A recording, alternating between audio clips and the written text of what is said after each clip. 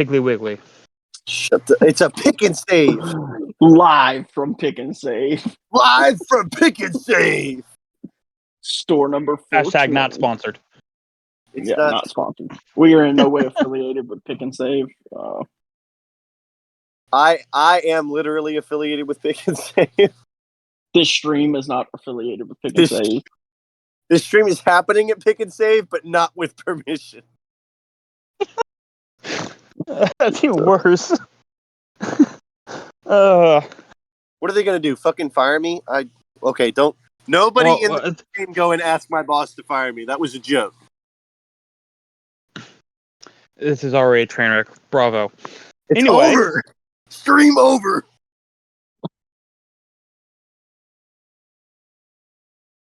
Anyways, we are here to discuss the March Madness GT. So for those of you that haven't tuned into the stream before, Willis here is our local hobby shop owner. He's why we started doing the stream, why most of us have gotten into WarHammer.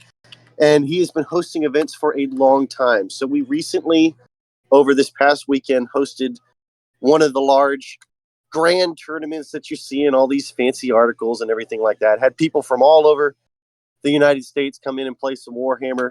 And we're here to talk about some of the trends that we started to notice, what we think about certain armies that participated and what the event itself has got the three of us thinking about WarHammer competitively as a whole after the event. Yeah, that's some high praise. Yeah, it was predominantly the Southeast, but hey, we had people from Louisiana. Willis, nobody could have fact checked that. Yes, they could. Shut up. Nobody's watching her. I hate you both. Fuck. God. Anyways, it was a 31. We had 32 people registered. 31 showed up and played. 5-round 2-day event. Do what? I said, and then 30 played in day 2. Yeah, 30 played in day 2, which is a good turnout. I'm calling you out, Roddy. Oh goodness. Hey, only having one drop after day 1, that's a win. Yeah, definitely. I've seen tournaments where like half the field drops before. Yeah. Really not in Warhammer though. Warhammer actually has a very strong community of day 2. Willis, I need you to keep up with the stream chat, by the way, because for obvious reasons, I'm not going to be able to tune into it and answer questions. So just make sure that we're reading that out. Oh, you said no one was watching. Is there anyone watching? I know Kat's watching. I don't know. Outside of that. But yeah, so we're going to go over the some of the most represented armies that had winning records, and then we're going to go over the armies, the players that went 4-1 and or our 1-5-0 player.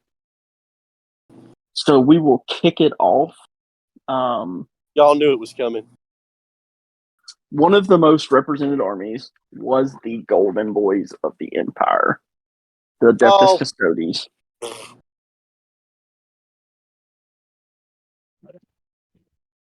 So we had 3 Adeptus Custodes players. All 3 of them had positive records, and they literally all finished in basically in order of each other. So they finished 12th, 13th, and 14th out of 31 players. Which makes me think... all go 3 and 2 also? Yeah, they all went 3 and 2. So we're going to cover... we're just going to cover one of these lists. We'll cover the one that finished in first. So that was... or finished the highest among the 3. So that was Spencer Olson. I believe he's out of Birmingham. But plays a lot in Georgia. So his list, it'll load. He had the oddest list of the 3 Custodes. So he was only rocking 2 characters. He was rocking the auto-include Trajan Valoris, along with a Blade Wizard, Blade Champion with the Ceaseless Hunter enhancement. So just 2 characters. Went 3. for a lot more bodies. Do what? No, that's 3. What? Trajan Flores. Yeah, he's only got 1 Blade Wizard. Oh, okay. You said Blade Wizard and Blade Champion. I see what you're saying now. Yeah, Okay. yeah. I said Blade Wizard, but then realized that some people may not be familiar with our terminology. Fair enough. You confused me there. The Blade Wizard? Yeah. No, it's called the Blade Champion. We just Blade call Wizard's it the Blade cooler. Wizard. It is cooler. So, but he had 1, 2, 3, 4 units of Custodian Guard, 4 3-man units. So went for the minimum kind of just MSU kind of build. He then had a 3-man Alaris Custodian Terminator. He actually had 2 3-man Alaris Custodians, and a 3rd unit of them as a 2-man. I mean, that's already 7 units of Custodians. And then he had a full 5-man Custodian Warden unit and a 4-man Custodian Warden unit. This is an interesting list, to be fair. Yeah, it's 9 units of true Custodian, like, bodies, which is,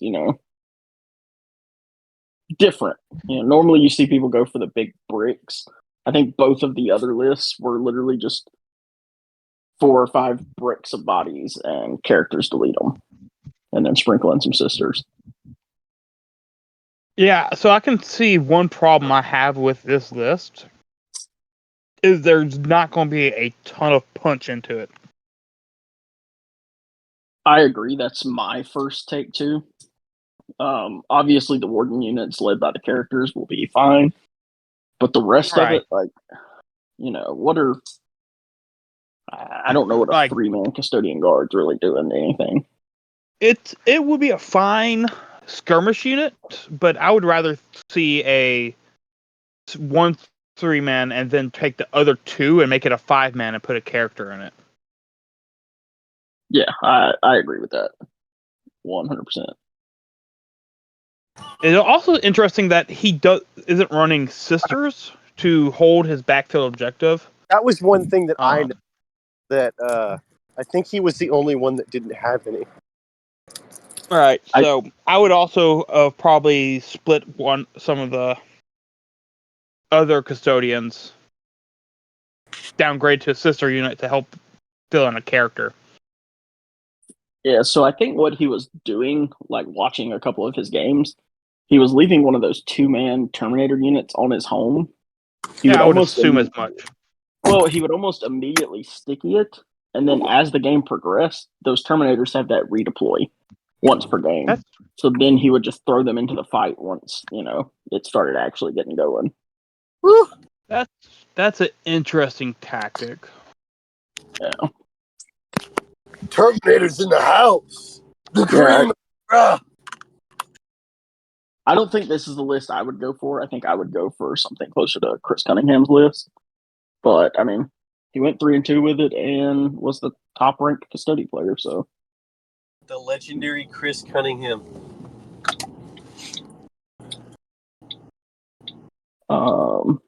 Got any other takes on it, or we want to go to Imperial Knights? What was Chris's list? I mean, it's kind of weird if you mentioned not dive deep. Yeah. We can pull Chris's list up. So, Chris's list, this is almost the, carbon copy of a list I had written. So he has Trajan. He has 2 Blade Champions, 1 with Cecil Hunter, 1 with Bell Blade, and then a Shield Captain. Then we have what? Lots of the exact opposite. Has just a lot of characters. Yeah. He literally doubled the amount of characters. So then Chris has 2 units of 5 Custodian Guard, a unit of Prosecutors, and then 1, 2, 3 fully decked out Custodian Wardens with a Calidus Assassin and a Lord Inquisitor Draxus. If you count the allied units, that's 3 times the amount of characters. Yeah, 6 characters. Now, obviously, this list doesn't have as much stuff, but this stuff is tonky, and it will kill anything in the game. Except Lord of Skulls. Oh, fucking cat. Actually, trust me, it's still really hard to kill Lord of Skulls. In fact, if you're afraid of the meta of Lord of Skulls, I would actually suggest running more Custodian Guard, because the Guard are actually fairly decent at killing Lord of Skulls. But you still probably need 2 units. Rolls. Yeah. Yeah, it is. It's actually quite insane, because the biggest problem is Lord of Skulls is toughness, what, 13? 13. So. But yeah, this list, it's literally, I mean, almost point by point a list I had written. I think I'd given the Shield Captain the Ceaseless Hunter, and that was about the only difference. Yeah, the biggest thing is that in order to kill Lord of Skulls, you really need Trajan to get in, so that way he can ignore the -1 damage. For sure. Yeah, because Trajan, because Lord of Skulls, what is it, 30 wounds? 24. 24. 24 is 24 wounds. It can get -1 damage and a 6-step feel no pain. Yep. Yeah, it is. I fought with it with 2 5-man bricks. One was a Custodian Guard and one was a Custodian Warden, both led by characters. Gave the Wardens +1 to wound this thing, and it lived on about 3 wounds afterwards? I think I have 4 wounds. And you 4 wounds? Okay. You gave the Guard +1 to wound because they had the 4 rerolls to wound. Did I say Wardens? Yeah. Yeah, I gave the one with the full rerolls. Yeah, Ryan put his dick on the table in that game, but mine was bigger. Nothing new under the sun. But yeah, yours was bigger and it was named Tiny. Yeah, nickname Cody Tiny. does have the biggest dick I've ever seen. For those of you new to the stream. Anyways, when I saw this list submitted by Chris, I literally texted him and was like, how did you get this list out of my phone? Yeah. No, that is a sweet list. Personally, I would drop maybe 1 character and only run 5.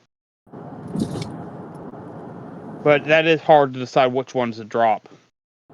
Just because of assassination? No, more because I sort of would like maybe a couple more units just to be able to do actions. Well, you got the Calidus. You're right, but the Calidus is... There are certain things the Calidus isn't the best at, but... Yeah. So how much is it of Sisters? Say it again. How many points is a unit of Sisters for Custodies? 40 points. You can run a 4-man for 40 points. For 40 points? God damn! Yeah, no, they're almost a good Gretchen. Yeah, no shit. That's pretty good. Yeah, honestly, the problem is, like, these Custody lists, like, I've been just, like, staring at this list we're potentially sending Robbie with the teams, and, like, I'm like, God, why can't I just find 15 more points? What do you want 15 more points for? Just to, like, be able to play with the units a little more, but once you, like, put the things that you need in, it just... These Custody lists get thick real quick. Yeah, that's the thing about Custodies. When your units are that expensive, it's really difficult to fine-tune what goes where. Yeah. The only way you could fit something else in is if you make one the 5-man, a 4-man. Yeah. And even then, you're only saving, like, 40 points, if that. Oh, there you go. There's another unit of Sisters. I want a Calidus Assassin in this list, but I just can't find it. This list has a Calidus Assassin in it. Yeah, but the list we're looking for Robbie is the one with gotcha. the draft tanks. Yeah. Oh, yeah. I remember talking about that. Robbie would be lost without the Calidus Assassin. Yeah, I've seen Robbie would be lost without the seen tanks. Robbie is so used to the Calidus Assassin that even after it's been killed, he'll instinctively go, when you say, my turn's over, he'll go, I'm picking up the Calidus Assassin. Robbie, I killed it last turn. Oh, sorry. I could have it. That's one thing that I've been able to successfully beat into Robbie's head. Pick the damn assassin up every Robbie, turn. pick Pick up it the up. fucking To assassin. be fair, he is amazing at remembering that one really off-brand stratagem. That's like, oh, you put my guy down below half wounds, I'm shooting you. Well, Ryan, when all you want to do in this world is see the tanks go burr, you are not going to forget the thing that lets them go burr again. Roll those dice, big boy. He Robbie what he just looking for. But to be fair, just leave the Calidus Assassin out and just let his everything else go burr. we're Shoot, that's put a kinda third where I'm tank at. in there. I don't want to buy a third tank. Robbie is really like you got to program Robbie. It's not even teaching. Yeah, you just got to keep repeating it, and he just like sooner or later I feel like he's like asleep at night, and he just repeats, "Pick the Calidus up, pick the Calidus up." He's next to his girlfriend, and she hears her going, "Pick up the Calidus Assassin. Pick up the Calidus Assassin." Cody's got Robbie's firmware on a hard drive. Anyway, Imperial Knights. Imperial Knights. So So I think that Imperial Knights are honestly doing a lot better than people think. I watched them fight some lists that were not very good this weekend. I watched them fight some lists that were, and there were a couple of games that I really didn't think they would walk away from, and they did.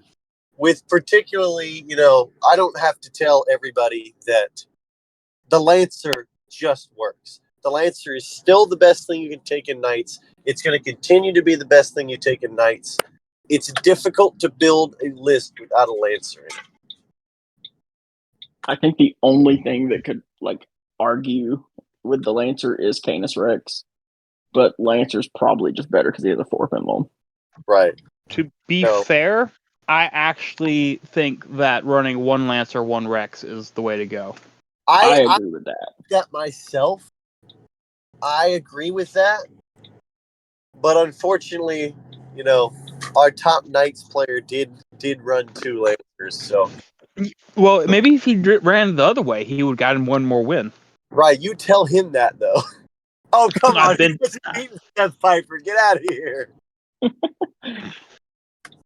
So our guy, Joey Deese. Joey Deese nuts. Remember, throwing it out there real quick, Joey Deese is a member of our competitive team, so he's one of the homeboys, and he took it home for us this weekend. So this man took this Knights list to a 3-2 record, finished top 10, finished 9th, with his 2 losses being Seth Piper, who people who know Seth Piper know that that's a big deal, and his second loss was the person that eventually won the event. So his list is titled "Why No Work." Oh, that's an inside joke. I didn't know he called it that. So Joey's list is 2 Cerastus Knight Lancers. One of them has an enhancement for Banner of the Marcarius Triumphant. I don't know what that does. What it does is every time he touches an objective in a phase, it becomes sticky. So he runs the Lancer down the table and just farts on points. We got a first-time chatter that said Mo Tank Shot. Mo Tank Shot, baby! Woo! Is this Joey in the chat? That's all I want to know. He heard himself get shout out, and he was like, "I'm in." He responded maybe, so I think it's him. The rest of the list, there's not much to it. We have 1, 2, 3 Helverins, and we have 1, 2, 3 Warglaves, and we have a Calidus Assassin. And a Vindicare Assassin. Oh, I didn't even see that little guy being sneaky.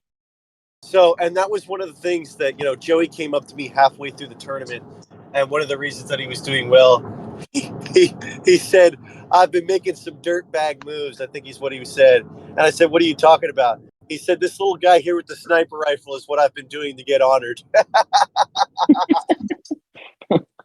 What a guy. I think he's the only one in the game that can ignore invuln saves. Doesn't he have precision as well? Yes, Yeah, he has precision, he hits on a 2, and his gun also has heavy. Just in case you get that -1 penalty, you can stand still and still shoot the guy. Yeah, and that shield breaker round is no joke. The only problem I He was have with him... just to snipe warlords out of units and go, "Ha-ha! Honored!" Got him. Yeah, the only problem I have with him is the fact that you have to call your shield breaker round before you fire. And he has a very, very low strength. Yeah, that I agree. That is his one downfall. Yeah, this list, I saw it on the table a lot. It's all speed, all gas, no brakes. Joey literally just runs these fucking lancers at you, and you either live or you don't. Where the list struggled was, basically his strategy of, if I run both these lancers up the table and sticky everything behind me, I don't need to hold points. It works really well. The problem that I think he was facing is, as you'll see as we move on, it was a Necron-heavy army tournament and a mobility-heavy tournament. And those really high mobility lists, I saw him struggle with a little bit because they would kind of just go behind it. Yeah, you can't just sticky points and just expect them to stay yours. Yeah, his other loss was Seth Piper, who just had enough bodies to just throw them up the table. Yeah, bodies. He was playing Admech. Just ran up the table, so. Yeah. I remember, Joey on multiple occasions throughout this tournament told me to go fuck myself. It was generally after pairings got announced. Do what? Joey told me to go fuck myself quite often after pairings. Sounds like Joey. But yeah, Joey ripped the Knights well with a top 10. Can't complain about that. The other well-represented armies were Tyranids and Astra Militarum. They did not have a player go with a winning record, so we're not really going to talk about them. There's one more. Who? Necrons. Oh, well, we're about to talk about them a lot. So there's only 2 that I think we're going to talk about. Well-repped army with positive record, Chaos Demons. Joey in the chat with a fuck Necrons. Amen. Fuck Necrons. That sounds like Joey. Yeah. So we'll go to our 4-1 players. So coming in at 6th place with a 4-1 record, with his one loss being to the person who eventually won it. We have our very own hear that Ryan. A lot. Yeah, with our very own yeah. Robert Birmingham went through the fucking gauntlet. But we're talking about Ryan at this particular moment. Ryan with the 4-1 orc performance. Yay. I'll let you kind of go through your list, Ryan. All right, fair enough. Well, so I built my list sort of taking into Necrons because I knew that they would be a big appearance. How'd that go for you, Ryan? The tech helped you. The tech was amazing. I absolutely obliterated any what do you call them bastards? Catan shards that they ran into. The problem is other things that happened during the game. Which I'll get into that if we have if you want to, when I get to when we talk about Robert and his list. Anyway, so for anyone who doesn't know the tech, it's Gazgul Thraka. He gives Enwa a aura of lethal hits. And I have a unit that the Beast Snagger Boys, which I'm running 2 of, both led by Beast Bosses, but that's more of a side note. Anyway, the Beast Snagger Boys, they have a reroll all hits against monsters and vehicles, and that whole combo right there is to just lethal out the Catan shards, and I killed the Void Dragon turn 2. Yeah, I don't. Yeah. Yep. Got him good. Right. So it worked. It worked great. Other things went wrong during that game, but anyway, to go over my full list, I have Gazgul Thraka. He is leading a 2-man. What are they called? Mega Knobs. I have 2 beast bosses. They are leading the 2 beast snagga boys, and they're both in 2 kill rigs. I have a Captain Badrick. He is probably the best guy in the whole list. He's leading a 10-man Flash Gits. What a guy. Yeah, he is. I'm going to be so sad if he doesn't make it next Codex, which I'm pretty sure he will not. And then I have a Knob with Wallbanna. He has Follow Me Lads with a which gives them +2 inches to their movement. And he is leading a 20-man boy unit. I have 1 truck, 2 units of Gretchen, 2 units of Storm Boys, and 2 War Bikers. So, and that's my list. It is very hyper aggressive, and I'm more focused on controlling the first part of the game and getting so far ahead on points that even though you are start tabling me, I'm going to be too far ahead to catch if I don't table you. I've played against this list and variants of it very often. Ryan generally leaves every turn 2 or 3 with a 20 to 30 point lead, and then it's whether or not I can catch him. Yeah. It's what orcs do. So, the cool thing about this list, besides the Gazgul Thraka combo, is the Knob with Wallbanna. I'm still practicing it. I'm not 100% sold on it yet. But basically what you can do is you can give that guy, you put him on the line. He's half a screen, half other thing. He can threaten a turn 1 charge very, very easily. Because with Follow Me Lads, he has an 8-inch movement. He himself allows you to wall turn 1. So you can allowing you to advance and charge, and you can spend a stratagem to get +2 to your advance and charge rolls. So you have a 28 threat range, I believe, if I remember correctly, on turn 1 with them, just to get stuck in and pin your opponent in their deployment zone. Yeah, getting like just fucking gummed up by this unit at Cherokee really made me want you to take it.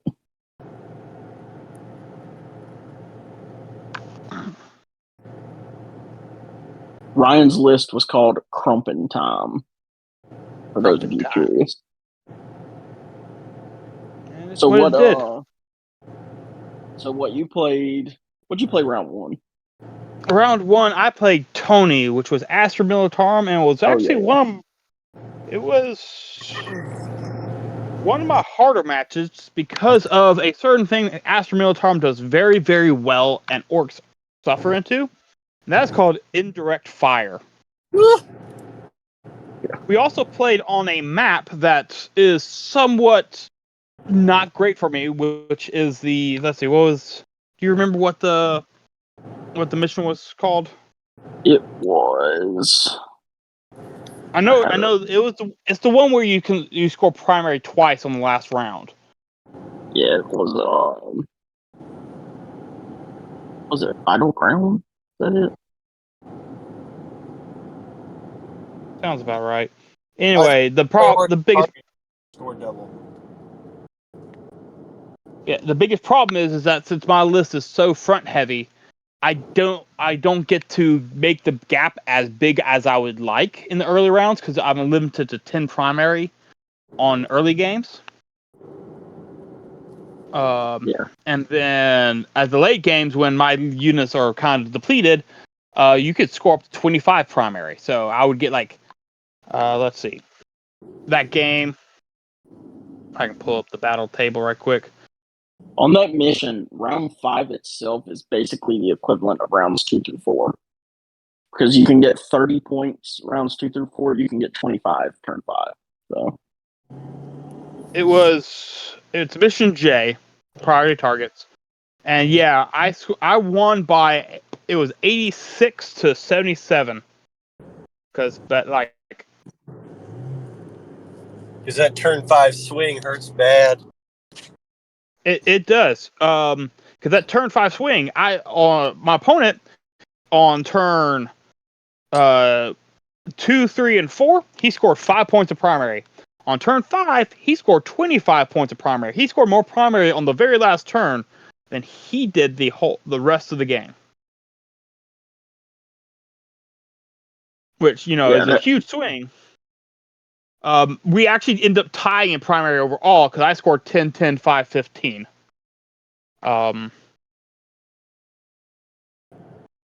Which I just was able to outscore him on secondaries through my pushing. It's just that huge catch-up mechanic in the end.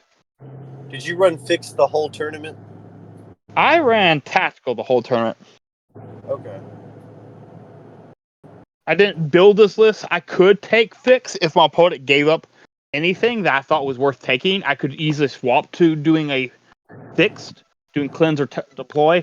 But this list isn't designed to do both a certain type of fixed or two certain types fixed.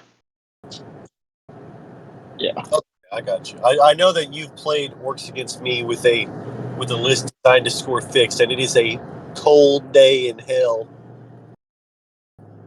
Well, the biggest problem is that one of my major things I used to take fix with got nerfed in the last data sheet, and that was the Squig Hog Riders. And they had they were toughness 7 with a 5-up feel no pain. What was it that they? They went up 5 points per model. Oh. Yeah, so they are as we were talking before the show about a certain unit in the Tau Codex that are as expensive as Custodes. These guys are also as expensive as Custodes now. Yeah, but they literally, they are on the same prices as Crute Carnivores in the new Tau Codex. If they keep the same. You're right, Rampagers, Crute Rampagers. To be fair, I still think that these guys are the Squig Hog Riders are still probably. I still tamper with them, try and put them in lists because I still think they're worth it to some extent. They might be just slightly too pricey now. Yeah. But I personally think they're still worth the points. They're just Orcs have so many other options that you can easily just slide something else into the role.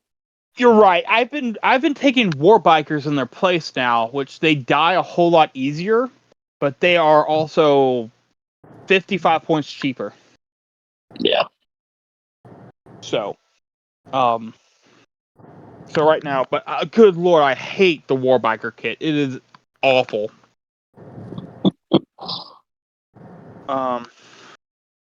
So then you played. I forget who you played round 2 also. I played one of our homeboys. Who did you play, Ronnie? Not Ronnie. Robbie. Oh, you played Robbie. I forgot about that. Yep. He was running Black Templars, and round 2, he said the most interesting thing as I was sort of smashing face because he pushed up.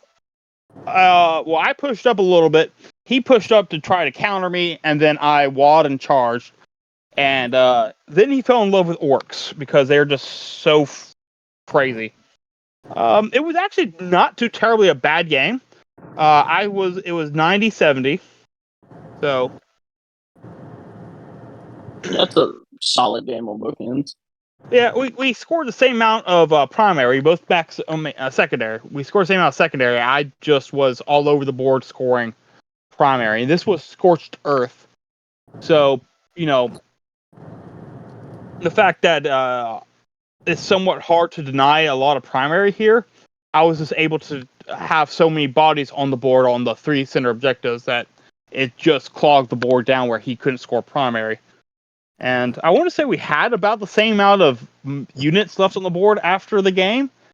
But it was just the fact that I was able to overwhelm and just do my normal tactic, and he wasn't able to really counter me. So Yeah. right. And then you played World Eaters round 3. I played World Eaters round 3, and a good friend of mine, Peyton, he is like, this game was a total blowout. I do feel it was a little crazy. It was I scored 100, he scored 43. The biggest problem is he fell into the old trap of, I'm World Eaters, I went first, I'm going to charge your whole army round 1. And he did. He absolutely charged my whole army round 1, and he killed everything he charged into. The biggest problem is that the things he charged into, well, actually, he didn't even kill everything he charged into. He killed my Gretchen. They were dead. But they're Gretchen. They're useless anyway. And he killed my 20-man boy unit, which, of course, I called the wall turn 1 on them because of the banner guy. And they had a 5 of invuln, so they were able to survive they went down to about 5-man unit afterwards. So he killed 15 boys there. And then he was able to pile in, kill a unit of war bikers, and then he was able to pile into Gazgul's unit and kill both Megnobs and Makari.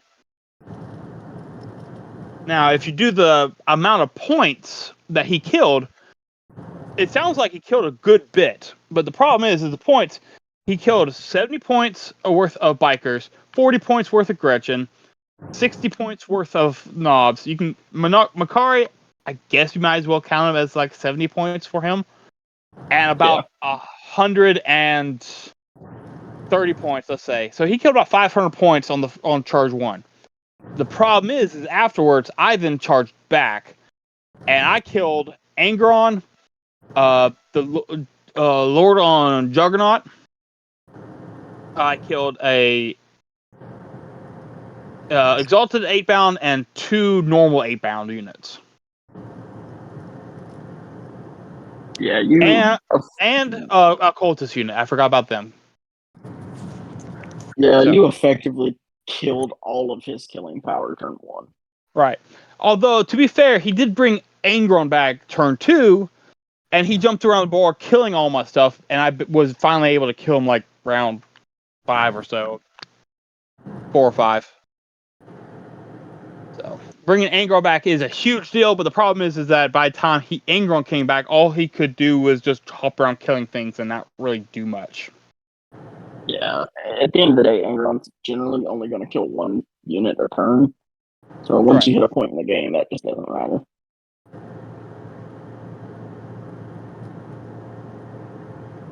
We'll talk about your game with Robert a little later, I think. What? Sure. What was that, Tony? I was going to say, I was on my way to the event when Willis sent me a picture of that game. And, when I say that, Peyton had, his whole fucking army in Ryan's deployment zone. And I was like, no fucking way. And Ryan, I'm thinking to myself, I was like, Ryan got jumped hard. And I'm not thinking in my head that it's orcs start they hit you like a truck and they get weaker and weaker and weaker every turn. But, Peyton essentially stuck all his stuff right up here in the front and let that first turn output as much damage as possible. Yeah. Yeah. Yeah. And I talked with Peyton after the game, like Ryan said, a lot of times with World Eaters, people fall into the trap of because I can charge, I do charge, and that's just not always the right decision. As in matter of fact, it's almost never the right decision.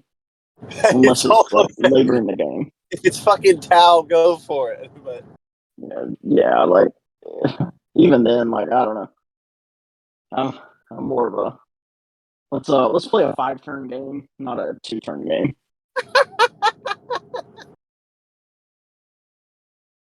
Willis, right. you got to get on the middle.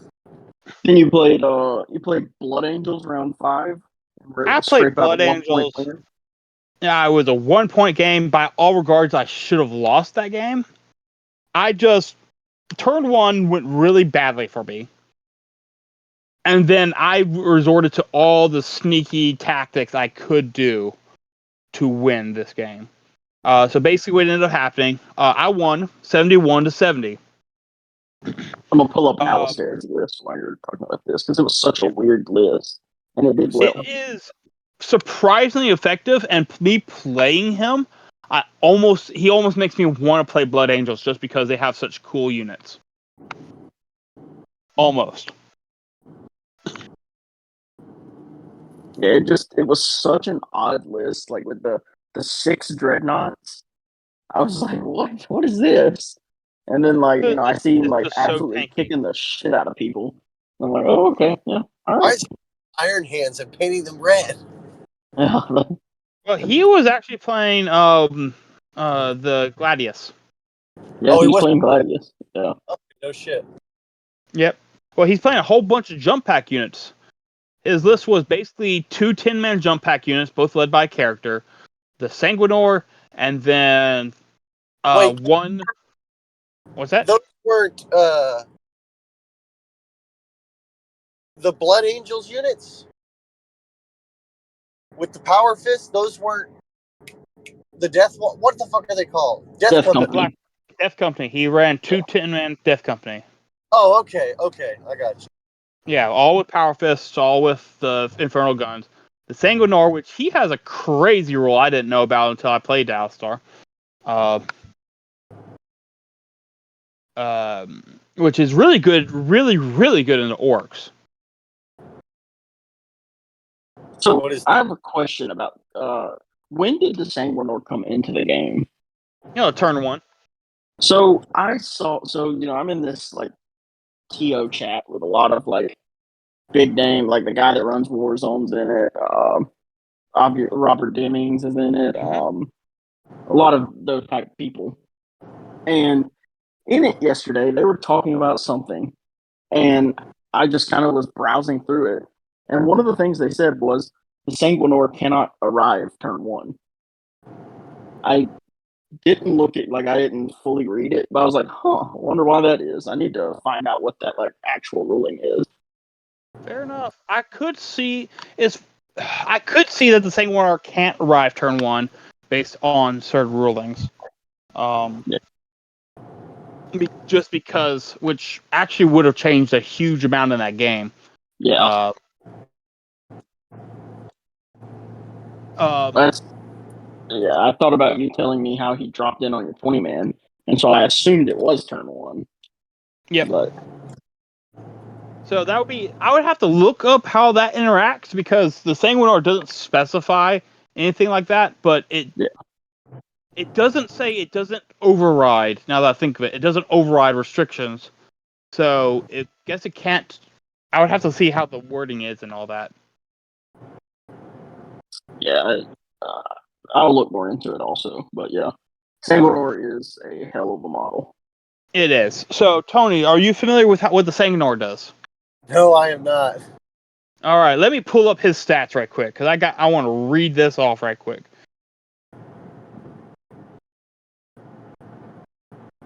The Sanguinor. All right. He has a 4-up invul, 12-inch move, toughness 4, 2-up save, 7 wounds, leadership 6, 1 OC. He has no ranged weapons, but he has 8 attacks in melee, hitting on 2s, strength 6, AP 3, damage 2, devastating wounds. His abilities is he has Deep Strike, First Strike, and Lone Operative. He has an aura of friendly adeptus Astartes units within 6 inches can reroll battle shock tests and leadership tests made to that unit. And here's the kicker. Once per battle, at the end of your opponent's charge phase, if this model is still in reserves, you can select one enemy unit that made a charge move this phase, set this model up on the battlefield within engagement range of that enemy unit. Say that again. I guess you cut out. Once per battle, at the end of your opponent's charge phase, if this model is still in reserves, you can select one enemy unit that made a charge move this phase, set this model up on the battlefield within engagement range of that enemy unit. And he has fights first on me. Pretty fucking nasty. He has 8 attacks fight first. Imagine heroically intervening from fucking space. Yeah, that's basically what you know what this guy reminds me of, Cody? Mr. Worldwide, baby. He took the words out Mr. of my mouth. Worldwide. Good lord. I didn't know he was still in the damn game. He's still hanging out. He's just in a different shade of gold these days. Yeah. He's a little skinnier. Yeah, a little skinnier. He's been in the gym. To be fair, his stats, I think, are even better than Mr. Worldwide was. Oh, yeah, for sure. 8 attacks, hitting on 2, strength 6, AP 3, damage 2. You know what custodians would do for... Is crazy. Yeah. And he just... Boom. Yeah, and he fights first. Just boom. So basically what happened, turn 1, he pushed up, and then I ended up charging him.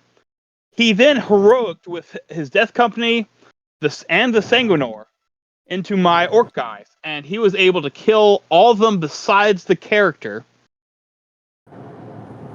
which left his guys oddly just barely out of range of being in engagement.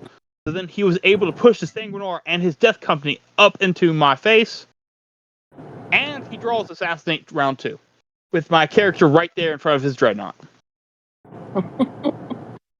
It's funny how the cards fall sometimes. Yeah. So like I said, after round 1, which the Sanguinor coming in is a huge deal, would make that game a whole lot easier, because then I would have just died. Yeah. Yeah, it doesn't sound like you can come in turn 1, because my understanding was turn 1 deep strike requires you to leave the table turn 1. Yeah, that's where I come in with it Well, too. it's a little bit more complicated than that. It's a very complicated rule, I agree.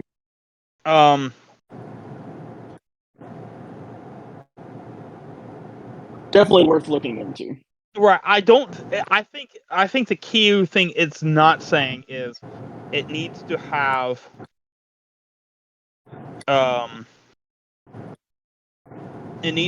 the ability that says it, even if the mission rule states otherwise, it can come in turn 1. Yeah. So I would guess it doesn't have it.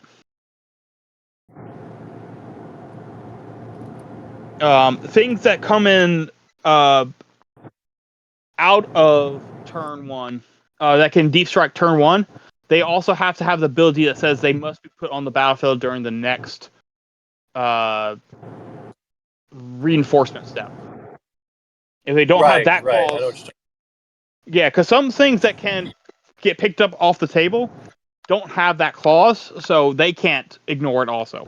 So it needs to either have... What's that?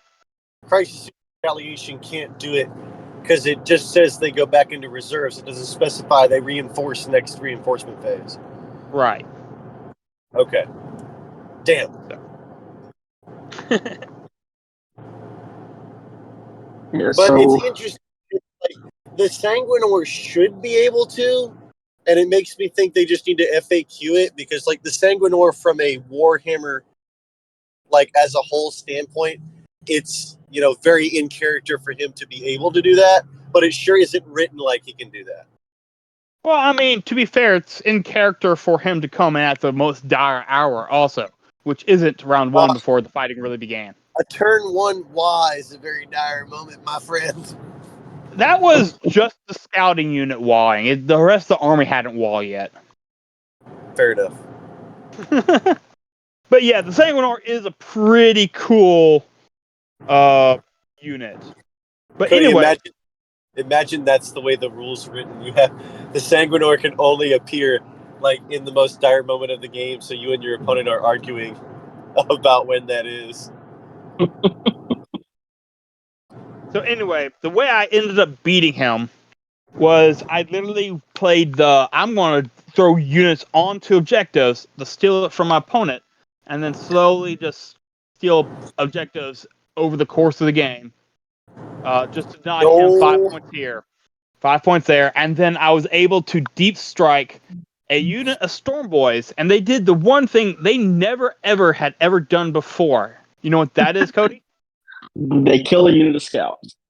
Well, to be fair, it wasn't scouts. It was better than scouts. They killed a unit of the no deep strike within 12 guys, whatever the infiltrators on his backfield objective.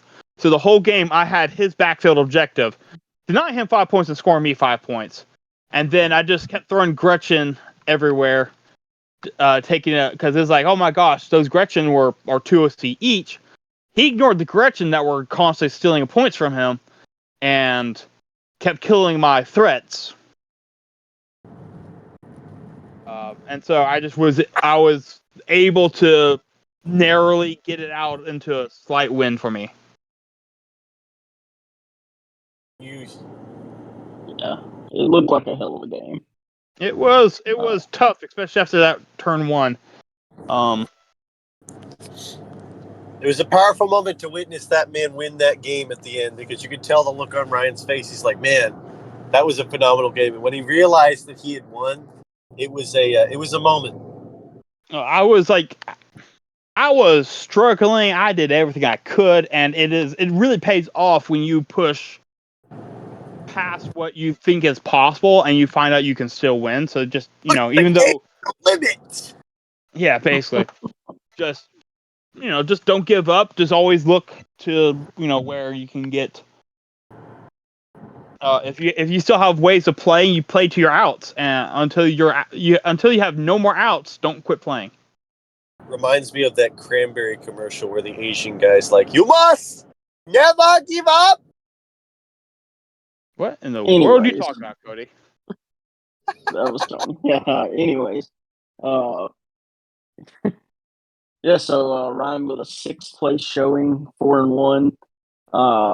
Stupid tie Really breaks. solid. Do what? Stupid tie breaks. Yeah, your opponent game win percentage was not with you. Robbie really let you down. Yeah. I think Robbie and Tony let me down. Yeah, they did. They really did. But... So the next man ended up winning best overall. So the accumulation of best sportsmanship, best paint, and best battle score. Mr. Charles Pickert came all the way from Louisiana and ran the Space Pups, the old dirty dogs.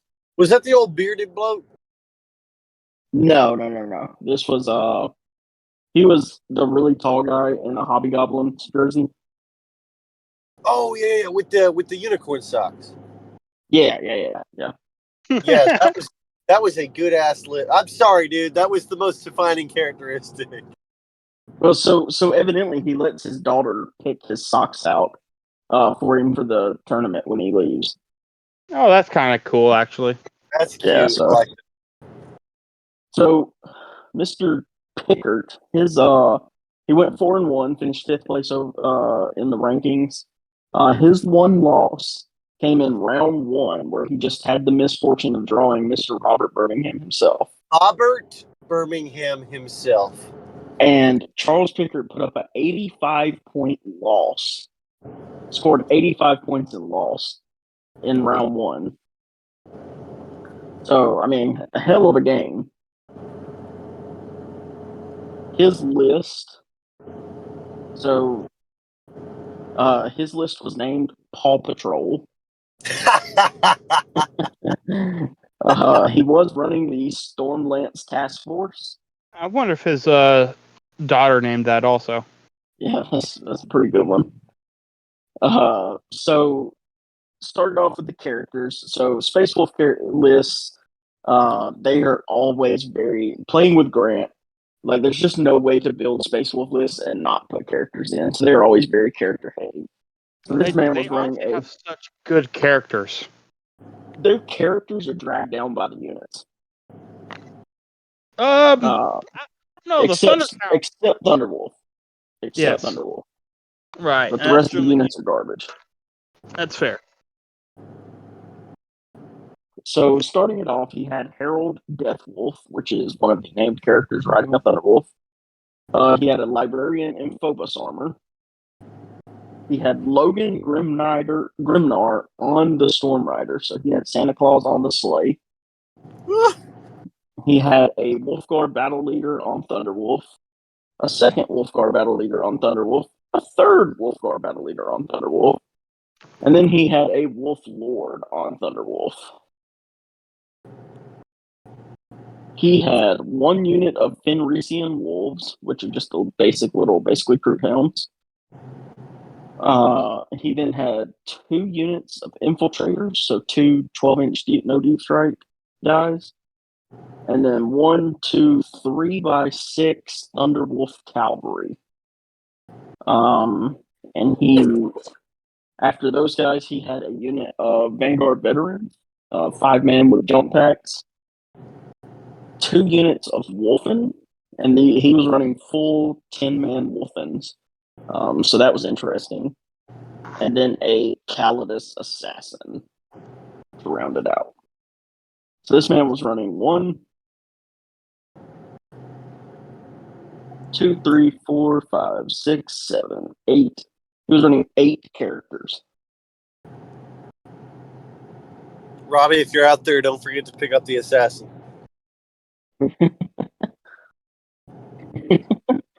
But yeah, this list was very good. From what I saw watching him play, he basically just jammed these units of Thunderwolves up the fucking table and just gummed the board. Have either one of y'all played Thunderwolf? Played against them? I know you have, Ryan, actually. Played Space Wolves at all. That was my Yes, sir. final loss in Warzone Atlanta was this. Yeah. So, yeah, I mean, it's a pretty, self-explanatory playstyle. You just shove these thick toughness, I think they're toughness 5, 4 wounds each with 4 up invulns, guys up the board, and just let them go.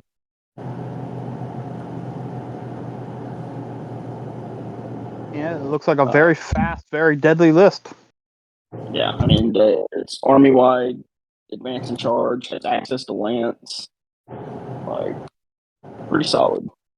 It inspires me that Tau can overcome Bring It Down if you just kick the dog shit out of the other guy quick enough. No pun intended on dog shit, right? Oh, so true. So true.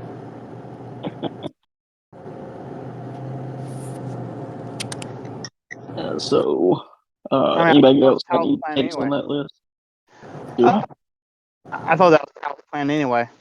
The only comments I would have, one, I think, and I don't know if he, but I would few characters. That's just my opinion. But I would, I'm not an experienced player.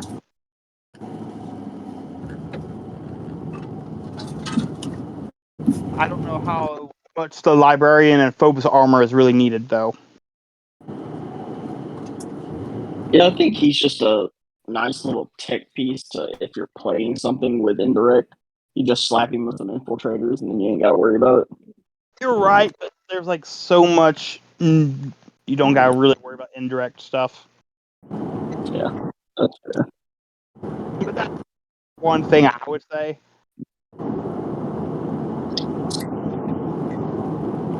Ryan, you're breaking up pretty bad for me. Breaking up?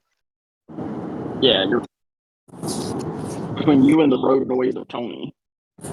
Do what? All I can hear is road noise out of you. Is that better? Yeah, that was better. I just unplugged it, plugged it back in. It fixes all electronics. What were you saying about the characters?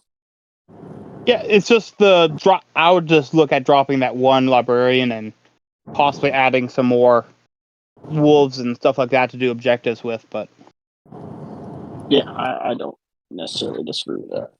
Although, to be fair, there is a cute tech I do like about the librarian, is that in matches that have a lot of indirect, you put the librarian in the unit, and ones that don't, you just don't put it in the unit, and it runs around doing the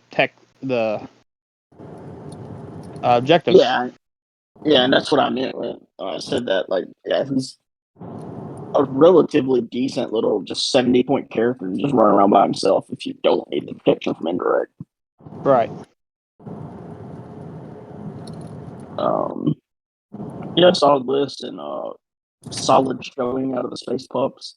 And Charles was a really cool dude. I don't know if either one of y'all really got to interact with him, but I interacted when he talked to Robert Birmingham after my game, but not too terribly much.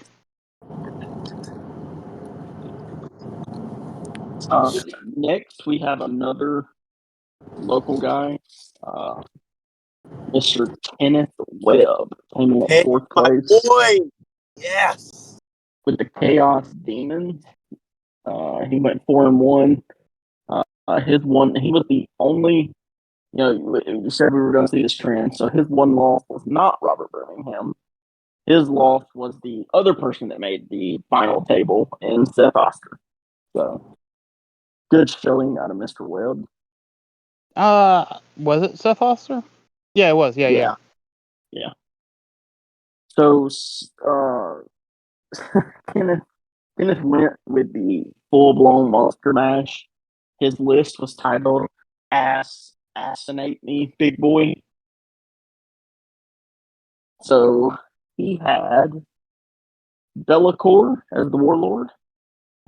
He had a Shalaxi Hellblade, a Celeste, a Changeling, a Mask of Slanesh, which is a little cheeky tech that he put in. He had a Great Unclean One, a Keeper of Secrets, a Lord of Change, and a unit of Nurglings. And that was the list. He was basically playing knights. So the way that Kenneth runs this is basically he's going to walk up the table and swing his dick around because these profiles, they're tough, they're mean, and they're going to get in your face. And he plays it in a really technical way where I think he's just fought a lot of armies, so he kind of knows where the answer is to dismantle each particular list, and he does it really well. I have told him on a couple of occasions that I don't think Celeste is the move. Celeste is going to stand back up on a 2+ after being destroyed, has the same monster and character keywords as the rest of his army. And one thing that his army is a little bit weak to is if you have the firepower, taking assassination, bring it down, scored huge points for taking any of his models out. And I think Celeste is the worst because I think we did the math, and Celeste potentially it's an easy pop it off the table. It stands back up, pop it off the table again in the same turn, and it's like, was it 14 or 16 points? What did we say that it was? It is, I think it's 14. 14 points. And he pretty much, if that's the route they want to take, it's so easy to do, and it's free money. The problem you run into with that is, do you really want to focus down the little pissant in the corner, or are you going to deal with the 5 greater demons in your face? Okay, fair, but in games that I've played against this list personally, I'm telling you, you can literally sneeze on Celeste and it disappears. I have literally, I think, I can't remember what it was that I had done it with when I played him at the Lenlock Crump. I think I literally, just for the hell of it, had tossed a broadside at it, immediately folded. And it stood back up, and I was like, well, okay. So I just tossed another broadside at it for the hell, immediately folded. Yeah. Yeah, I mean, fair. It's big money, and it doesn't take a lot of dedication to pull it off. Yeah, I could definitely be persuaded into just running like 2 more units of Nurglings and something else in its place. Well, that's my for thing. A little more. I think that some utility that doesn't give up those free points, forcing the opponent that if they want to take that route, they have to be really confident that they can take out these giant demons, because I think that it kind of undermines the Monster Mash list to have one guy in there that's very, very frail and scores the opponent very, very high if that's what they want to do. Yeah. So, talk about his list a little. So the way Kenneth plays this is he basically runs this in essentially waves. So turn one, he yeets the Keeper of Secrets and Shalaxi as far as they will go. And, that's not necessarily saying they're charging turn one, but he just pushes them as far as he can up the board. And then he stages Bellicor and the other two, ready for turn two. Well, turn two happens. These two, essentially Keeper of Secrets, are ready to charge into something. He charges them in. Well, in his movement phase, he drops in the little Mask of Slaanesh. So what the Mask of Slaanesh does is at the start of the fight phase, and remember they can 6-inch deep strike if they're in the Shadow of Chaos. So they can kind of get a little creative with this, setting this up. But at the start of the fight phase, the Mask of Slaanesh selects one enemy unit within 6 inches of this model. Until the end of the phase, each time a friendly Slaanesh Demons Legions Demonica model makes an attack against that target enemy unit, add 1 to the wound roll. So she gives off a little 6-inch aura +1 to wound on a unit. Hang on. And then, read that rule again. At the start of the fight phase, select one enemy unit within 6 inches of this model. Until the end of the phase.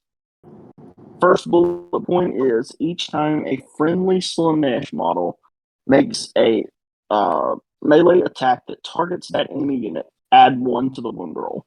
So I guess where I'm confused is, and correct me if I'm wrong, the Shadow of Chaos allows you to deploy wholly outside 6 inches from enemy models. So when would this, if he's pulling it, is he pulling it out of deep strike? How does that, am I misunderstanding? So, No, the way he played it, you can either start it on the table and just run it behind them, or B, you can put it in deep strike, rapid ingress it, that kind of thing. Oh, okay. But essentially, by like turn 2 or 3, it's in the fight with these two greater demons. So with giving the them +1 to wound. that's not possible, but he was rapid ingressing and then moving up. Correct. Yeah, you can't drop it and be within. Yeah, he 6. doesn't normally. Correct. He normally starts on the table. The Mask of Slaanesh has he a starts it on the 9-inch table movement. a lot, Oh, okay. and it's long enough. Yeah. I may have misunderstood. I thought he was like coming at a deep strike and throwing that, and I was making sure I heard correctly that it was a 6-inch within. Yeah. Well, the I big mentioned thing. that you could do that, but yeah. Yeah, the big thing is the second point. Yeah, the second point is each time a model in that enemy unit makes a melee attack, subtract 1 from the wound roll. Now the big. So he. Yeah. The big thing is that that point isn't Slaanesh only. So Correct. if he makes a attack against a Great Unclean One, that's -1 to the wound roll.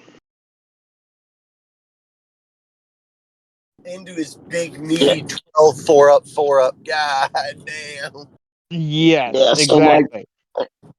So Kenneth had Seth Oster's Void Dragon or Nightbreaker, one of them, tied up in melee for like 2 rounds with this thing, just standing beside, standing on the edge, giving it, oh, you're -1 to win. You're -1 to win. Yeah. And keep in mind, you were talking about when would that take an effect if you deep strike within 6 inches. They have a stratagem to deep strike within 3. Right. Yeah, okay. So that was the other thing that I was thinking. If it required the stratagem to activate it in that way, which is where my head was at. I was just making sure I was on the same page. But yeah, I think he did. I think he did start it in deep strike in the game against Seth Oster because of Seth Oster's ability to redeploy essentially and get angles. Yeah, that's fair. So how many points is it? What a utility unit. That's fantastic. It's like It 85 points. That's really good. It's a little tech piece I noticed he put in there that like I personally haven't really seen much. And so like when I saw it in his list, I was like, well, there's gotta be a fucking reason Kenneth put this in his list. So I went and looked it up. I was like, all right. Yeah. I see you. Yeah, it's really good to stop getting countercharged by custodies for one. Yeah. Making them that already are struggling to kill big greater than D1s -1 to wound. Yeah.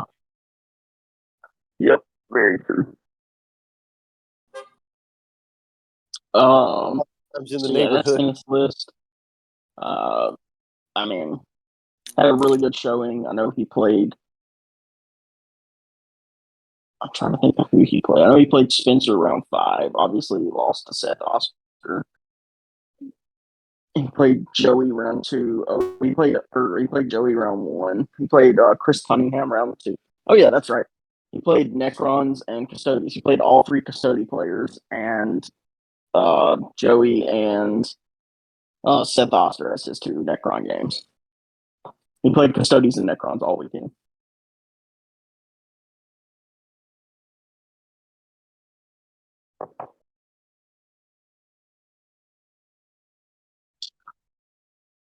But moving on. So in third place, we had the Adeptus Mechanicus piloted by Seth Piper. So Seth was 4-1, with his one loss being a 99-84 loss to Mr. Robert Birmingham. Robert Birmingham himself. Yep. So I'm going to pull this list up.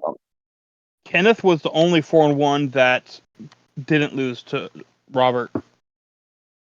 Yeah, so Robert Birmingham, 4 of his 5 games, he played players that eventually went on to be 4-1. His 5th game was against a 3-2 opponent. Like, yeah, I mean, the man had a hell of a weekend for sure. Yeah. So Seth's list, I'm gonna be completely honest, I don't know what any of this does. But I'm gonna read it. So it's titled Army of the Machine God. He has a Skitarii Marshal with the Veiled Hunter enhancement, a Skitarii Marshal with the Clandestine Infiltrator enhancement. Joey in the chat with a It Kills Knights. That's all we need to know. Yeah, he has things that are anti-walker. Yeah, which is basically anti-knight. Essentially, So yes. in fairness, everybody beats your knights. The man went 3-2 and was 9th place. Whoa, I was just kidding. Chill. Then he had a Tech Priest Dominus, a Tech Priest Manipulus, and a Techno Archaeologist. So for those that you want to go over what the tech priests do, because he's run those for good reasons. No, you can, because you might know. I wish I could tell you what they did. So the Manipulus, while this model is leading a unit, weapons equipped by models in that unit have lethal hits. Once per battle at the start of any phase, he can take a 4+ invuln. The Dominus, when he's leading a unit of when he's leading a unit, models in that unit. Did he have Electro Priests, by the way? No. Oh, okay. Then I don't know why he took the Dominus. But while he's leading a unit, models in that unit have a Feel No Pain 5+. If that unit is Electro Priests, models in that unit have the Feel No Pain 4+. And then Data Spike. At the start of the fight phase, you can select one enemy vehicle unit within engagement range of this model's unit and roll a d6. On a 4+, the enemy unit suffers d6 mortal wounds, and until the end of the phase, the weapon skill characteristic of melee weapons of that unit is worsened by 1. That is such a Lancer shutdown. Did you say did he have an engine seer, did you say? No, he did not. Okay. The thing about Adeptus Mechanicus is that they have so many working cogs, you can't put everything that works together with everything else into the list. I've always loved the idea of the The Electro Priest having a 5-up invuln and a 4-up Feel No Pain is crazy to me. Yeah, pretty good. So the rest of the list, he had 2 units of Skitarii Rangers. He had 2 units of Skitarii Vanguard. He had a unit of Iron Strider Ballistari. The bread and butter. Yeah, the chickens. He had 2 units of 6 Cataphragm Breachers. He had a unit of Taraxi Sterilizers. He had a unit of Cerberus Raiders. A unit of Sicarian Infiltrators. 2 units of Sicarian Infiltrators. And then 2 units of 3 Sidonian Dragoons with Taser Lances. And these are... Whew, the Sidonian Dragoons with Taser Lances are rough. So, they run in units of 3. They're eligible to declare a charge in turns that they either advanced or fell back, and you can reroll all Desperate Escape tests taken for models in this unit. Each time you target their unit with a stratagem, on a 5+, you gain a command point. They have the Stealth ability. They have the Deadly Demise ability. Their ranged weapon is an 18-inch range. Each of them makes 1 shot. It ignores cover. Strength 5, AP 1, damage 2. They get a 5-up invuln. They're toughness 7 with 7 wounds, OC 2, a 10-inch movement. They got a 3-up armor. But this is the meat and potatoes. I think these are actually one of the new units. But these bad boys, the Taser Lance, is 4 attacks, so a unit makes 12. It's a 4+ weapon skill, strength 7, AP 2, damage 2. But it's Lance, Anti-Walker 2+, and sustain hits 2.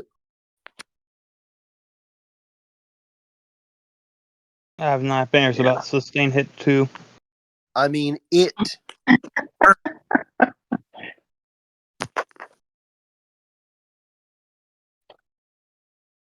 Yeah, so, I mean, obviously the list is... I think it's good. I think it was also just ran by a really good player. Right. Yeah, Joey said don't forget he's packing a lot of stealth. I believe that's one of the army rules. That's the protector doctrine or whatever. They have essentially their Space Marine doctrines. And the protector one is if you're in your deployment zone or something another, you have stealth. No, if you're in your zone, it's -1 to all of the opponent's AP. Oh, okay. Is the army rule. Also good. So yeah, I don't have a ton to say about them because I don't know much about them. Well, basically, No one does. The way that Seth is going to run, like with these sustained hits or things, remember that his army, his doctrine imperatives, he can either take the defensive protocol, which is going to be in his deployment zone. Models get the heavy keyword and the -1 to opponent's AP. But generally, he's going to spend the first couple turns in the assault imperative, which gives him army-wide assault and +1 AP to anything that targets an enemy unit within their deployment zone. So those Sidonian Dragoons that advance and charge are advancing and charging, and the Lances are actually AP3.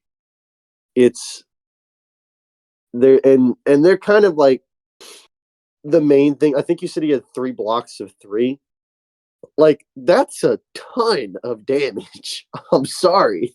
It's rough. Absolutely. I mean, you're talking, golly, 36 attacks with sustained hits 2, AP 3, damage 2, and on the charge, it's wounding anything in the game on a 4+. It's a rough day. And I mean, the way Seth played this list was he essentially just turn 1 shoved this army just up the board and just clogged the entire board. Like it's The just thing bodies is, fucking everywhere. and it's one of the things that makes Adeptus Mechanicus have a lot of potential, is because, toughness 7 and 7 wounds is not the strongest thing in this game. But toughness 7 and 7 wounds in a 3-man block, and this is a profile that's not even uncommon.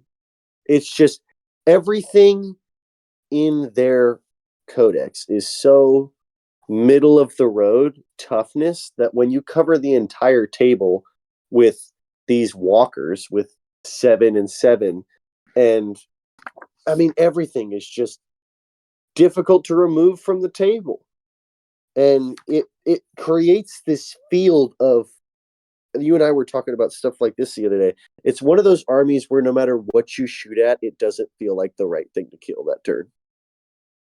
Yeah, because it's one of those armies that like everything kind of does the same thing. So killing Right. one thing doesn't really matter because there's just another right here that can do the same thing.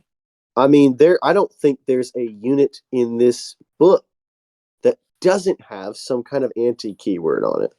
Or, and for the record, like, that's not the only fucking unit in this book that's got sustained hits too on a melee weapon. It's basically tasers have sustained hits too. General rule of thumb. And it is scary. Did you say he was bringing rust stalkers or infiltrators? Infiltrators. Okay. So the infiltrators, yet again, each of them is making 2 attacks with sustained hits too on their tasers. It's rough. Yeah. I really would have thought that somebody would take the rust stalkers because they have anti-infantry 3+ and devastating wounds on their melee attacks, but maybe that's me. The biggest thing is you don't need anti-infantry most of the time. I guess that's fair. Everything kills infantry, so okay. He's going to take the assault keyword. He's going to rush everything up the table. And, where Joey suffered the most is, I can't remember at first. I think it was Joey. So you walk your stuff up the table and have no idea you've just fallen into the most painful trap for your army. Like, it's just a lack of knowledge. In a second game. Joey said that Seth went first, which is probably worse. But, I mean, let's be real, y'all. Y'all know Joey put those Lancers on the deployment line. And I wouldn't be surprised if there were charges being made right out of the gate. Because advance and charge with high movement, and I can't believe that, the anti-walker keyword would kick the dog shit out of my list. Golly. This shouldn't be real. Anti-walker 2+. Golly. Yeah. Overall, a strong showing from the AdMech. Again, 4-1, one loss being Robert Birmingham. Does anybody know what his detachment rule was? He was running Scutari Hunter cohort. Scutari Hunter cohort. Okay, so Scutari infantry, Scutari mounted, and all of his Iron Striders, which is all of his walkers, have the stealth ability. And each time a ranged attack targets any Sicarian keyword model from your army, unless the attacking model is within 12 inches, you gain the benefit of cover against those attacks. Very strong detachment rule, by the way. Just army-wide -1 hit. It's literally, here's 2/3 of your codex. What if we just gave it the stealth keyword? Yeah. Yeah. Literally every list would have had that. All right. Next, we will go to the second place player. The big man, Seth Oster. So Seth was 4-1, losing in round 5 in kind of a backdoor loss that it looked like he controlled the game for the first 3 turns and then just ended up losing. It's like it crumbled on him. I'm not. I think he would say the same thing. But he was running the dirty Egyptian robots, the Necrons. His list name was the Canadian Crypt. So he I was wonder in if there's fact a running story the behind that. I feel like there is too. I'm gonna have to ask him. So he was running the Hypercrypt Legion.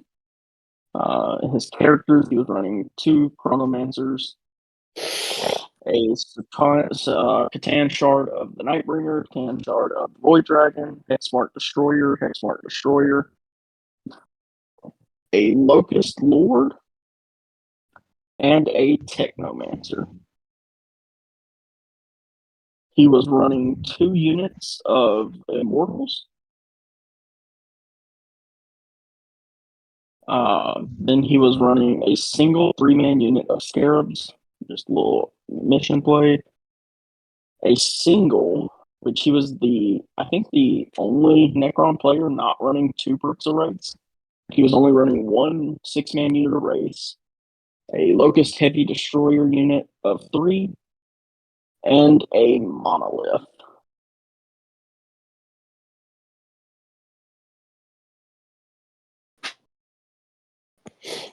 Seems pretty standard Necron stuff. Yeah, I mean, it's a pretty simple list. Were there 3 people with a monolith or just 2? There were only 2. Okay.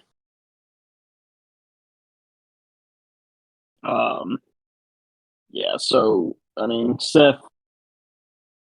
played 4 or 5 games of just, I'm going to just pick half my army up every turn and put it where I want it. And that's a good way to play Warhammer.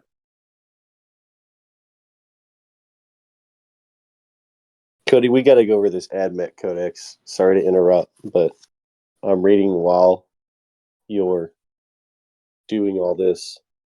A lot of potential in here. Oh yeah, well, I mean, there's a lot of potential. The problem is that the units aren't exactly the most powerful. It's very technical. As technical as it's ever been. But what I'm reading in the process of doing this stream is actually exciting. So you're more than welcome to add me. Do what? Josh is in the chat, and he's saying that he runs the Locust Lord with the Heavy Destroyer brick because it basically deletes infantry. And yeah, that's a good point. So basically, what Seth was doing. So Seth has these 2 units of Immortals and this unit of Heavy Destroyers, and he would essentially just teleport them around the board and wipe all of your infantry. Meanwhile, the Nightbringer and the Void Dragon and the Monolith are killing anything in your army that is actually tough. Right. It's a really good combo.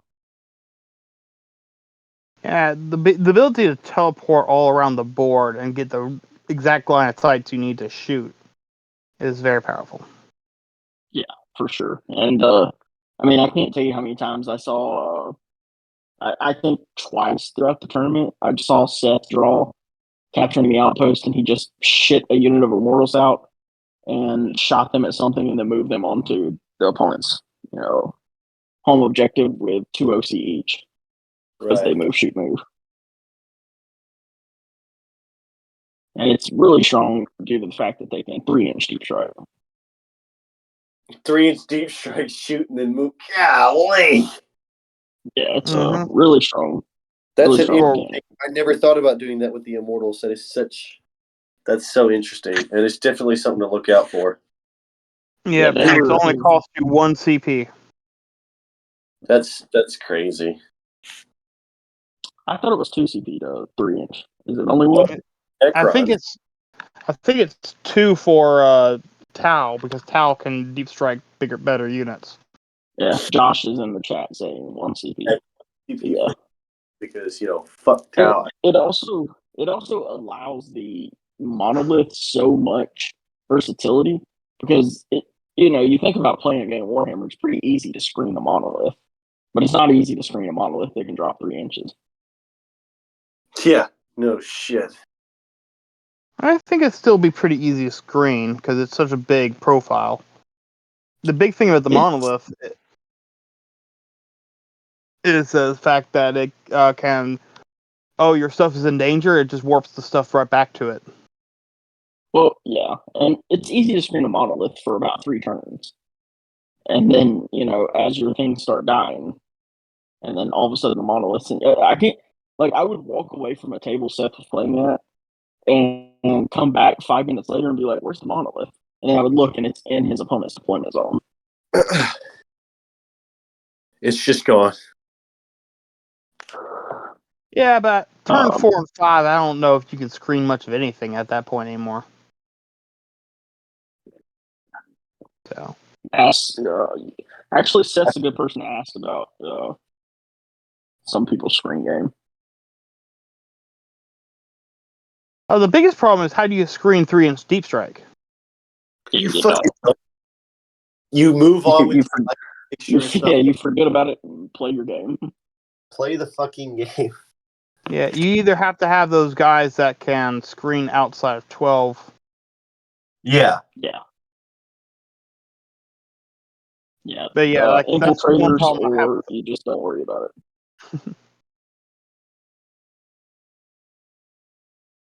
So yeah, our boy Seth put up a good showing. Honestly, I thought he had it about halfway through the finals, and all of a sudden he had it until he just didn't. I mean, the man banged out. Turn 1, he got 10 points of secondaries. Turn 2, he got 10 points of secondaries. Turn 3, he got 13 points of secondaries. And it looked like the game was on cruise control, and then it just wasn't.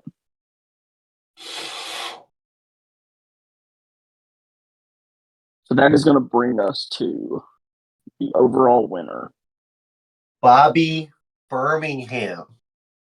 Yeah, Robert Birmingham.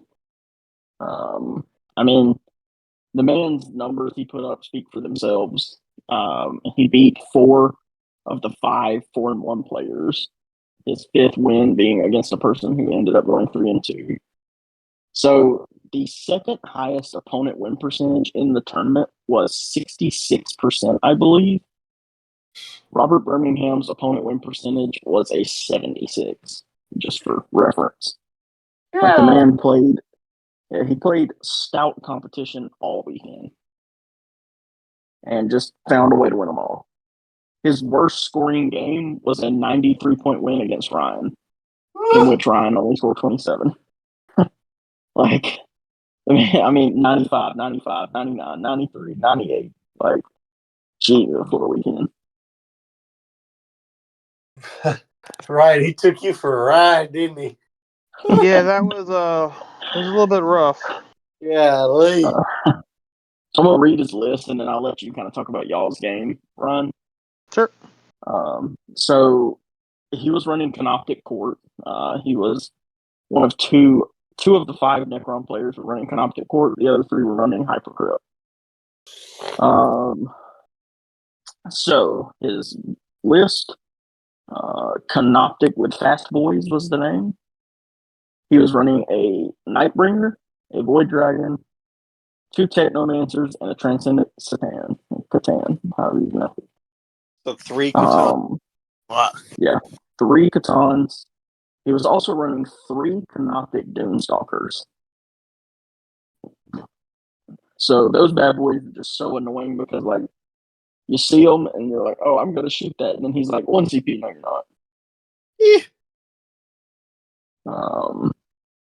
Then he was running the standard 2 bricks of Canoptic Wraiths, a single Locust Heavy Destroyer, just a 50-point little action unit, and then 2 units of Tomb Blades to go. He actually didn't. It wasn't an action unit, though. I'll get into that later. Okay. I know with the Tomb Blades, he used them for actions a lot. In Ryan's game, I saw that he basically used them as a screen. Just let them die. Uh, I'll get to what he did, why he used them, and all that jazz in a moment. They were So, more. They're I a little mean, bit more than just a screen. Whew. yeah, that's his list. So I'll let you talk about the game. Well, the heavy destroyer, that was his home field objective holder. Fair. So he would just stick it back there, and you need something to hold it. Why not put a big meaty boy on there that's not going to die to just chip fire, and it just regenerates itself. So the biggest problem I had in the game is that since he's actually running Canoptic Court, uh, he needed to control half of the objectives in midfield land to get his full rerolls in the middle of the battlefield. Well, we played the mission that there was only 2 objectives in the middle of the battlefield, so he only needed to grab 1. Yeah. In hindsight, So that picking missions for the tournament, that was kind of a skewed mission. However, I didn't anticipate that at all. Didn't even think about that. But yeah, that probably not a should. problem. Yeah, that Yeah, helped Necron and Chaos Demons a lot, actually, which I know we had a lot of representation from both of those. yeah, it really I did. think And that's only one Chaos Demons player. There were No, we two. had there were to. two. Yeah, we had to. Yeah, I forgot about one. It But yeah, was a so basically, it was a rough game for the people fighting those lists. yep. So like right off the bat, I was sort of a little bit of disadvantage, and he ended up going first. His Tomb Blades scouted up So the can I? field. I want to What's say that? one thing. I want to say one thing. I feel like him going first was probably your biggest hurdle of the game. I feel like if you go first, you would have been able to set the tempo so much better and been in such a better Yeah. board state position. Well, the problem is that mission is also really huge about going first, because since there is only 2 objectives, setting the tempo is very big. Yeah. So since he was able to set the tempo, it put me on the back foot, because that mission itself is one of the bigger missions that does swing towards who goes first. Yeah. Especially when you have infiltrating race. Yeah. So yeah, unit infiltrating race that charged me turn 1. He was into my backfield, which I was able to bog down for basically the whole game with a kill rig, because they They just literally put kind of for that kill rate the entire game. yeah. So I really didn't have a problem there. I felt like the kill rig should have killed them, but it just rolled bad. But that's beside the point, honestly. um, but yeah, the little bike units he just charged them forward, grabbed the center objectives, got his full rerolls to hit, fired everything, and then moved them forward again to screen. And then the other kicker was he ended up spiking 2 key fights with a bunch of 6s that really set me on the back foot. He overwatched, rolled 3 6s, which ended up being 9 hits because it's the same 2. And it was like 3 6s out of 7 dice. So he just really spiked some 6s there, killed over half my flash kits, which was pretty big. And then he was able to he rolled about 5 6s when he charged into a 10-man of Beast Snagger Boys, which is one of my key units I needed to beat his Catons with. And after that, to be fair, it was a very close game until he just was able to push ahead, and then I couldn't do anything. So it felt like one of those games where it was so close, but then once one person just got the foothold, it just snowballed type sort of thing. Yeah. Yeah, I feel like Robert really just watching the game. I feel like really took advantage of your deployment. And what I mean by that was you deployed very heavy on the one side of the board. And so essentially he just walked those 3 Doomstalkers over to where all three of them could just see that one objective you were trying to get to. And then he essentially body blocked the three Doomstalkers with two Catans. And from my point of view, it seemed like you got kind of bogged down on the Catans, and the Doomstalkers just shot the shit out of you. The Doomstalkers were annoying. They killed a truck turn one. Yeah. But that's, the biggest thing is that we both, it's a back and forth when we're setting up, and he started setting up that over on that side. I started setting up on that side. So we both went back and forth setting up on that side. Clearly going like, this is going to be where the big conflict is going to be. Yeah. And I feel like it. What's that? I feel like y'all fought pretty, for the most part, until obviously the, turn 3 or 4 breaking point. It was a pretty even fight on that side of the board. But the other side of the board, the unit you had going into that Transcendent just couldn't deal with that Transcendent. And so it allowed him to just kind of control that side of the board. The problem was I made a huge mistake into that Transcendent that I think cost me that side of the board completely. Yeah, I agree with that. You did make a grievous mistake. The grievous mistake was I forgot a round of fighting back when he charged into them.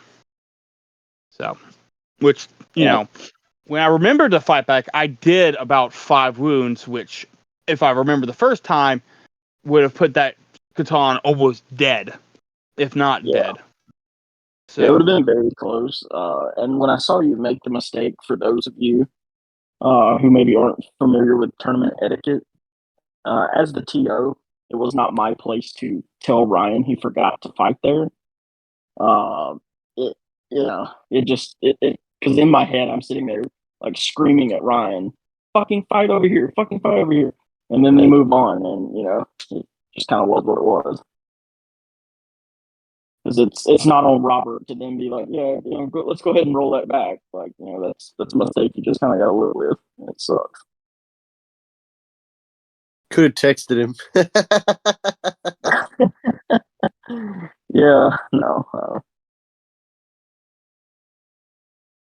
I kept waiting on him to like come back to it, and then he just never did. It's like Cody started kicking you into the table, and you're like, "What? Yeah. Why are you kicking me?" Yeah, it was an unfortunate circumstance for sure. Great job, Ryan. happens. It happens. I'll say one thing, and I imagine this is a habit of his that he has had something like this happen before. Seth Oster, at the end of every phase, he takes the time to point at every single unit on the board, so he'll point at this unit. Okay, that unit shot, and he goes through every unit, fault. And so I feel like there's at some point in his life he's made the mistake you made, and he has dedicated that to like just something he does every single turn, to where that never happens again. Yeah, because it's an easy thing to happen when, especially like you play in orcs, like you have so many units, so many combats going on, like. And it wasn't my turn; it was my opponent's turn when I forgot to fight. Yeah, and it's also grueling. We're on our second day of playing, early in the morning. I'm not quite awake yet. Yeah. There's a whole lot of things, and to be fair, what you have to remember is I'm more concerned of people who always forget things that are always in their favor versus people who forget things that are totally not in their favor. So yeah, for sure. Which isn't an excuse why I forgot it. It's just like, hey, I made a mistake. I'm just going to have to learn to do better. And honestly, even though I was so close to winning, this is the best turnout I ever had at GT. So, I'm quite proud of what I was able to do. Ryan came on live and said the only reason Robert Birmingham beat me was because I forgot to fight back. He didn't say that. His exact. He also Robert Birmingham will also agreed that he spiked some crazy sixes. So Yeah, Robert had a couple of like, in which this is one of those things with like winning a tournament. Like he had a couple games where it's just like, wow, boy, did the dice love you right there. yeah. Well, you're talking about not having enough sides against that Catan. To be fair, I believe that orc unit should be able to basically beat that Catan every single time. The thing is, when he charged in with his Catan, he rolled 5 6s out of its 8 attacks. Yeah, I was there for that one too. Yeah, that was rough. So I'm like, there's only so much. Which, granted, I did make several mistakes. The forgetting to attack back was just one of them. And I think the key thing is what you always have to do when you when you play a game is, sure, I can blame it on the dice. And yes, he had some really good dice that game. He had a great Overwatch. He had a great charge there that wiped out half my unit. He also had a what was it? He had some very, very nice feel no pains that kept a lot of his races from dying faster than they should have. Well, Ryan, you're not really a save on 6 team member unless you walk out of a tournament game going, man, the dice fucked me. Wow. Yeah, no, I agree with Ryan. Like, that's a thing people fall in a trap of in tournaments or games in general. Of, oh, the dice got me that game. Like, a little self reflection. What could I have done better? Right. Yeah, we can't all be Joey. Yeah. Got him. Got him. God damn. Called him out on live. God damn. But, yeah. all in all, we had some really strong players. I think the tournament was really heavily stacked. Congratulations, Robert. You earned what you won. Fantastic. Joey's in the chat. He evidently missed Ryan's comment. So hold on, what'd you say, boy? Yeah. Joey, Joey, sit down. You literally named your list "Why No Work."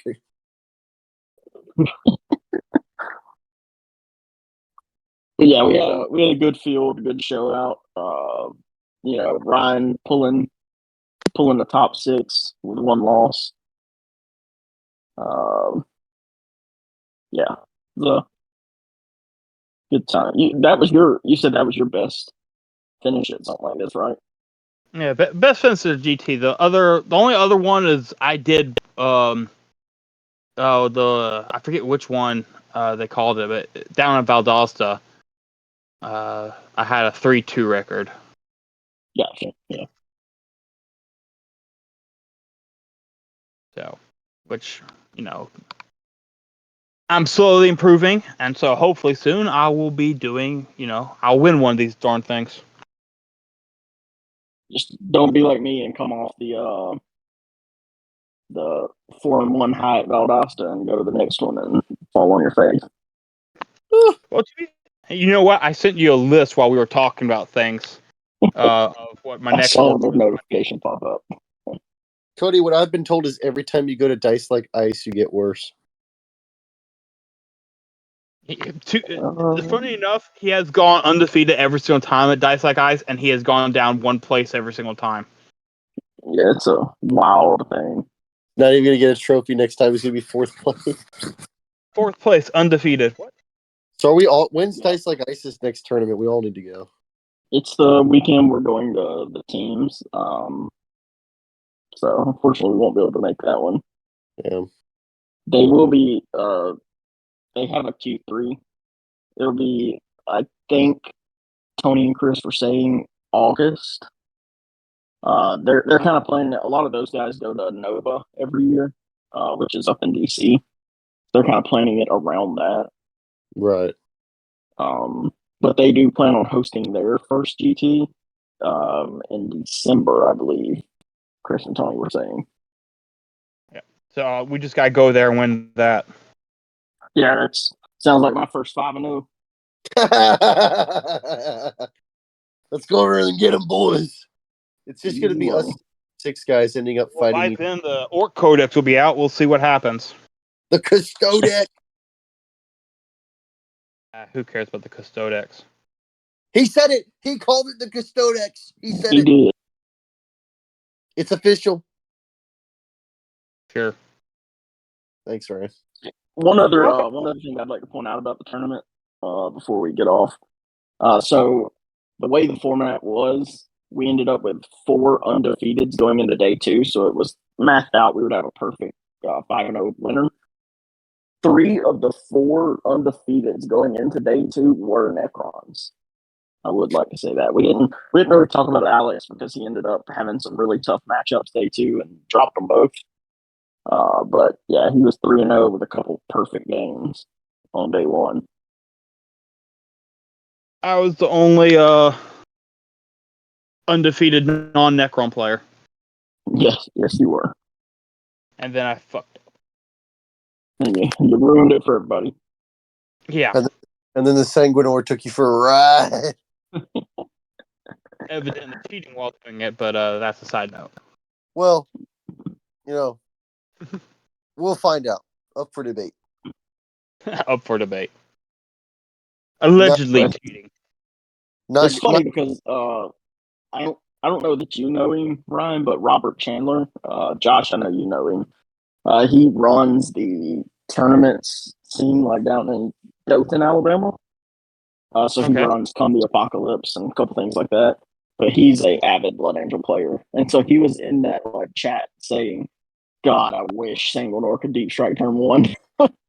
So that's what makes me think it's probably not a thing. Fair enough. Let's just not use the C word on live. We're trying to make friends here. The C word? Yeah, especially because we didn't say anything about a particular individual. Shut up, Tony. What did I do? For anybody curious, Josh in the chat said the word "C" as in the Spanish yes, and he said yes, cool guy, talking about Robert Chandler.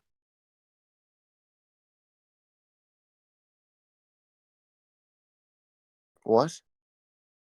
Is that not what you're talking about? No, I think I know what he's talking about. Oh, are you talking about cheating? Don't say the C word on live, man. Oh, well, to be fair, I was making a light joke. I wasn't actually calling him a cheater because that could there's a difference in cheating and getting a complicated rule wrong. Ryan literally comes on live, says Robert Birmingham only beat him because he forgot to fight back, and called the Blood Angels guy a cheater. Ryan thinks he won this tournament. So anyway, as long as we don't forget that Fire Warriors can advance and charge, we should all be good. Exactly right. No, and it's a good thing that's never happened in any game of WarHammer. And Storm Surges can Overwatch. Well, what I was doing is I like to test my opponent's knowledge of the game in casual game. Yeah, what is it that you said to me? Warhammer is whatever you can convince your opponent is real. That's true. As long as they don't card anything goes, baby. I mean, it's a fantasy setting, right? So we can. In my defense, I think I used a towering keyword model like once when the edition came out, got tanked into the ground in points, and then never touched them again in over a year until literally the other day with Josh. So it was just. The edition came out in June. It's only been out like 8 months, 9 months. Josh and I literally looked at each other and said, towering models can't Overwatch, and then like immediately the game begins and we start playing, and I Overwatch Storm Surge, and like neither of us like even thought about it in the moment because we kept saying that it was towering, and that was how we were like talking about the terrain. And yeah, that's exactly right. I said I'm gonna Overwatch Storm Surge, and he goes, "Well, that sucks."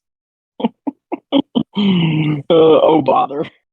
Which, for the record, GW, I'm just gonna say if the Storm Surge wasn't towering, could be actually even better. Like if the Storm Surge could Overwatch. Okay, in my defense, Josh, don't forget that your Nightbringer was literally on one wound, so a wet fart could have killed it in Overwatch. No. Robert Birmingham's Nightbringer living on one wound through an entire AdMech activation shooting phase won him the tournament. Well, that and Ryan not fighting back with orcs. Yeah, well, yeah. Yeah. I will say, might actually be running the town R. I like the idea of Scout 6-inch moving the. Oh, Willis, you'll like this. You want to know what I read in some Tau forums today? We can talk about Tau another time. Okay, you sure? Sure you don't want to? Sure. I don't want to hear it. Not right now. Are you sure? I'm very sure. They were saying put 10 fire warriors in a Tideball shield line and Scout 6-inch move it to the center of the table, and then advance it. So it's got a 24-inch threat range turn 1. God. Will you do that? Do you want to test that tomorrow? No, fuck you. Okay, all right. How would you do that? With Motka and Auto Advance 6, the only thing they require is the Tau Empire keyword, which the shield line has. So you skateboard it up the table. Oh, good lord. Could happen, Ryan. It's got firing deck 22. It can happen tomorrow if you want it to. It could work. You can try that. I'm just going to run 6 Breacher Fish. I'm just going to bring the Tideball just in case. I'm not saying I'm going to run it. Just saying I'm going to bring it. Do you have a Tideball? Do you really have one? Yes. What do you mean? You don't? It's such a cool model. Yeah, it's literally like it looks fucking badass. Yeah, I've got one. Yes, I own a Tideball, Josh. How can you be a Tau player and not own a fucking Tideball? What do you mean? Because we like to play this thing called competitive WarHammer. It's a Tau model. I just buy Tau models. Just like collecting Tau. Motherfucker's like, what the fuck? Anyways, away from the Tideball. I would, like to thank everybody that was involved. I know Ryan and Tony and Josh in the chat all helped a lot with the setup and the dismantling of a 16 table event. It was exhausting, let me tell you. And for the record, for everyone that wanted to kick my ass, I was an official TO of the tournament. It wasn't communicated well. Wasn't communicated well. Walking around. He is listed on BCP. Some people were not happy to have me walking over to the table and telling them arbiters can't shoot through buildings and stuff like that. Was a unpleasant experience for me. Fucking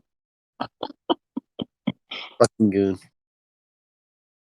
Maybe next time we make an announcement saying he's an official judge so everyone can hear him. Yeah, what night? Yeah. I will. Well, hopefully he's playing in the next one, but then I got to recruit somebody else to help me. Because God, I tell you, TOing a tournament like this is so much more exhausting than playing in one. Just have Josh. Well, I was gonna say just have Josh help you TO, but ugh. like Cody got on to me because it's like I know that sometimes I really need some help making a rules decision, but speaking of rules decision, I found the clarification on that one rule we were discussing.